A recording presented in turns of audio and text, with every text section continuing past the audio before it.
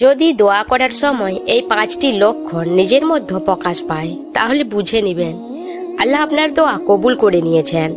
শীঘ্রই আল্লাহ তাআলা আপনার ভাগ্য আপনার জন্য উত্তম ফয়সালা করতে চলেছেন। সেই 5 আলামত নিয়েই আজকের ভিডিও, এবং 5 নম্বর আলামতটি সবচেয়ে বড় এবং গুরুত্বপূর্ণ আলামত। যখন আমরা দোয়া করি তখন এই লক্ষণ দেখলে বুঝতে হবে দোয়া কবুল হয়ে গেছে। দেখুন, আমরা যখন আল্লাহর কাছে কিছু চাই তখন আমরা চাই যে যেভাবেই হোক এখন বা খুব শীঘ্রই যেন সেটা কবুল হয়ে যায়, কিন্তু এমনটা সবসময় হয় না।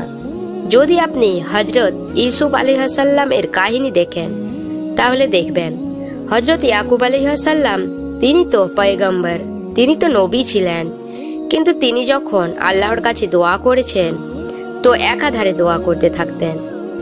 আর সেই দোয়ার ফলাফল কি পেল?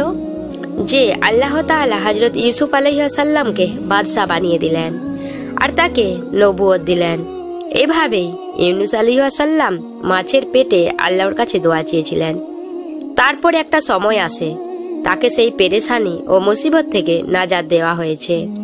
এভাবে হযরত মুসা আলাইহিস সালাম ও এভাবে হযরত ইব্রাহিম আলাইহিস সালামের কাহিনীও হয়তো শুনেছেন, যে তাকে আগুনে নিক্ষেপ করা হয়েছিল। তিনি আল্লাহর কাছে দোয়া করেন আর আল্লাহর উপর বিশ্বাস রেখেছিলেন, এতটা মজবুত বিশ্বাস যে অবশ্যই আমার রব আমার জন্য উত্তম কিছু করবেন আর খারাপ করতেই পারেন না। যদি এমন বিশ্বাস আপনার অন্তরে থাকে তাহলে বিশ্বাস করুন এটা আল্লাহর তরফ থেকে এক ভালোবাসার আলামত যে তিনি উত্তম ফয়সালাই করবেন। এখন আসুন জেনে নি যেগুলো কোনো লক্ষণ যা নিজের মধ্যে অনুভব করলে বুঝতে হবে যে আপনার দোয়া খুব শীঘ্রই কবুল হতে চলেছে। প্রথম লক্ষণ, সবার প্রথমে যখন মানুষ দোয়া করার জন্য বসে আর নিজের মনোযোগ আল্লাহর কাছে রাখে আর নিজের মনকে শান্ত ও ঠান্ডা রাখে, যে আমার মন ও মস্তিষ্কে আল্লাহ ও তার রাসূল সাল্লাল্লাহু আলাইহি সাল্লামের ভালোবাসা ছাড়া আর কিছু নেই। আমার মনে শুধু আল্লাহ ও তার রাসূল সাল্লাল্লাহু আলাইহি সাল্লামের ভালোবাসাই বেঁচে আছে। আর সে সময় যখন দোয়া করছে আর দোয়া করার সময় যদি লোম দাঁড়িয়ে যায় আর শরীর হালকা কাঁপছে মনে হয়, তাহলে এটা দোয়া কবুল হওয়ার আলামত যে আল্লাহ আপনার দোয়া কবুল করে নিয়েছেন।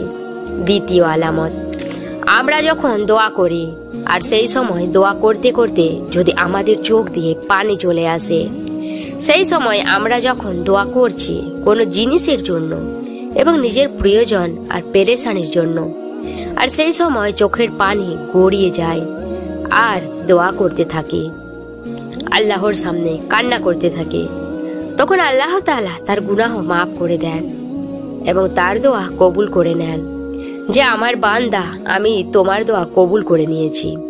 আর যে বান্দা আল্লাহর সামনে কান্না করে আল্লাহ তাকে খালি হাতে ফিরাতেই পারেন না, না কিছু তাকে অবশ্যই দেন।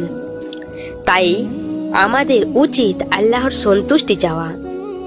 তৃতীয় আলামত, একাধারে দোয়া করা, বারবার চাওয়া। যখন আমরা কোনো বিপদে থাকি বা কোনো হাজত থেকে বা কোনো জিনিসের জন্য একাধারে দোয়া করতে থাকি, আর এই একাধারে দোয়া করতে থাকা এই আলামত ও লক্ষণ যে আল্লাহ এই দোয়াকে অনেক পছন্দ করেন আর অবশ্যই আল্লাহ তাকে সেটি দিয়ে দিবেন। এজন্য দোয়া চাওয়া ছাড়া যাবে না, বরং দোয়া করতে থাকতে হবে একাধারে বারবার। যেমন হযরত ইয়াকুব আলাইহিস সালাম, আইয়ুব আলাইহিস সালাম, মুসা আলাইহিস সালাম, ইউসুফ আলাইহিস সালাম, হযরত ইব্রাহিম আলাইহিস সালাম। আমরা তাদের কাহিনী কেন আপনাদের বলি?